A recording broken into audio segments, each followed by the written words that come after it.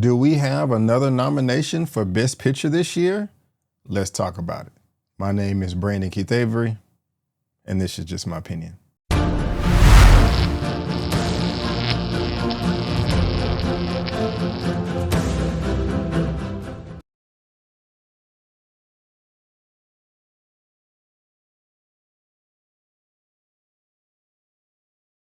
All right, now guys, we have the Odyssey, which is coming in at 2 hours and 52 minutes and is rated R. It is being described as action epic, adventure epic, fantasy epic, quest, sword and sandal, adventure, drama, fantasy, and romance. Now, this has been written and directed by Mr. Christopher Nolan. This is what the gentleman looks like right here. And he's pretty popular, okay? He won the Oscar 2 years ago for Best Director and Best Picture for Oppenheimer, fantastic film.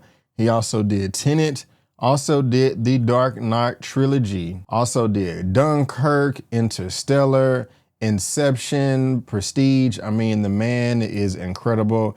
He is one of my most famous filmmakers of all time. I love all of his films, and actually The Prestige is one of my favorites out of all of them, if you were not aware. But this is the man that is in charge with the Odyssey for writer and director.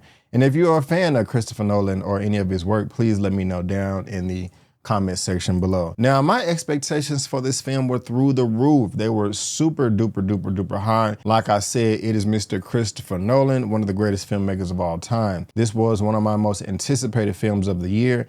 And also because the entire movie, the entire film, the entire production was shot with 70mm IMAX cameras.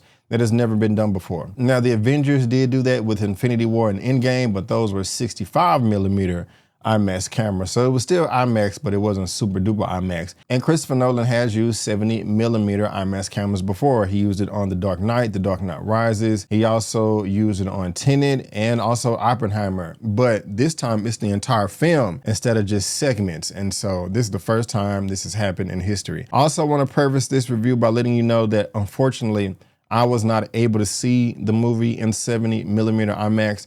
I saw it in Limax, which is, it is an enlarged screen. It is bigger than normal, but it is not the actual 190:1 or 145:1 aspect ratio. It's kind of more of a 185:1, maybe a little bit bigger than that, but it's not real IMAX. So still a big image, still a great screen, but it's not, you know, what was truly intended by the filmmaker. But critics that went to the premiere, people that saw it early for the press junkets are coming out raving about this film, saying that it's one of Nolan's best ever in his whole filmography, saying that this is a masterpiece, saying that it is perfection. And even before I heard all that, I was kind of going in thinking that that would be the case itself. So before I get into all the nitty gritty, before I talk about all my likes and dislikes, let me tell you exactly what this film, The Odyssey, is all about. After the Trojan War, Odysseus faces a dangerous voyage back to Ithaca, meeting creatures like the Cyclops, Polyphemus, Sirens, and Calypso along the way. The first thing that I loved about this film, The Odyssey, is the camera work with those IMAX 70mm devices. Christopher Nolan knows how to use these cameras. He knows how to film. He knows how to shoot a scene.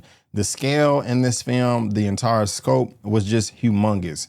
It was enormous. And I'm saying that again, and I didn't even see this in the 70mm IMAX ratio. When we were in the cave and we saw a bottom to ceiling, a floor to ceiling shot of the Cyclops and these little Greek men trying to survive, weaving in and out of all these traps, it was amazing. Seeing them in the forest fighting all these giants, or during the Trojan War, or at sea, just trying to survive the water. Seeing how big these images were breathtaking. Again, something that I've never seen before, and Christopher Nolan is a master at that. And what's impressive is a lot of this is very cohesive and it flows. And the difficulty of trying to capture all of this from a camera to where you can only record 3 minutes of footage at a time before you switch out the film, and again, the movie not lose its continuity, is very impressive. And so with him able to get all these shots with this dialogue that matches, that may have been done at a later time, because I heard that he had to use some type of mirror system created from scratch so that the actors could see themselves and have a great eye line to react to.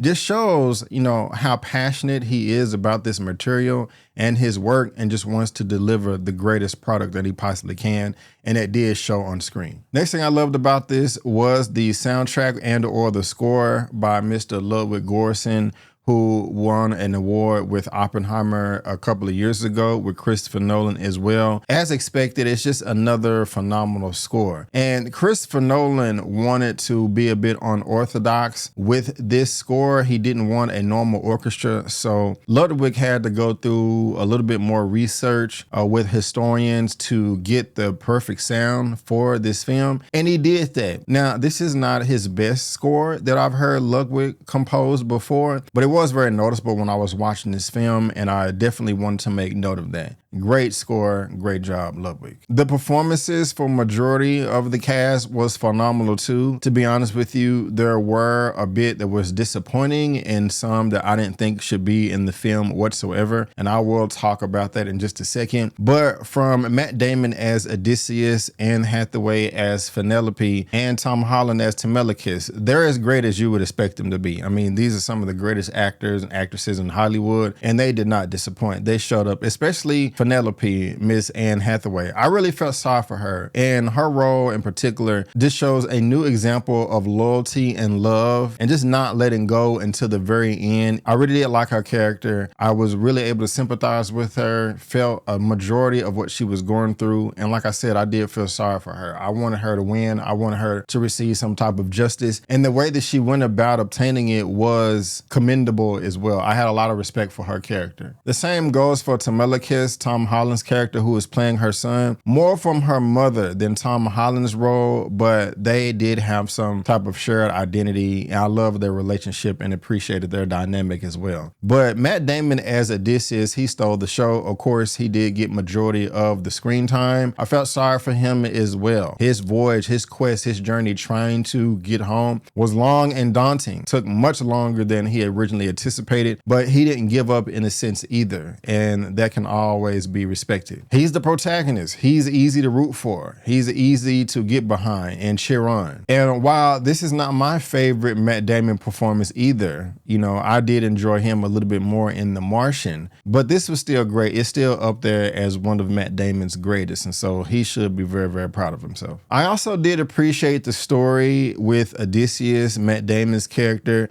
and him being haunted by the decisions that he made on his journey back home. If he would have went route A or B or C, maybe it would have been a different outcome. Maybe more men would have died. Maybe more men would have survived. And that's a lot of responsibility for a character to hold. And as you see their journey, as they're just going down this path, reconciling with themselves, that's an interesting story to tell that we did get to see in this film. It's something that I did appreciate. I mean, the man is not perfect, did the best that he could to a degree, was very prideful, did have an ego, and we see the pros and cons behind that in this nearly 3-hour epic. Now, as far as technically in this film, it is a masterpiece. It's one of the best things that you could watch in the theater, from the sound, from the design, from the images, from the cinematography across the board. It is phenomenal. But as far as how entertaining it is, this is not the best Christopher Nolan film to me. There's a mixed bag, to be honest with you. I walked out of this movie not loving it. I really did like it and said to myself, this is a good film. This is a great film. But I didn't walk out saying that this was a masterpiece and I absolutely loved it. It's the best of the year. One of the things I did not like was the involvement of Travis Scott, a rapper. I don't understand what Christopher Nolan saw in him, and I don't mean to poo-poo on the man or talk crap or throw shade, but his acting was just not up to par. And he only had about one scene in this film that they showed twice, at the very beginning and at the very end.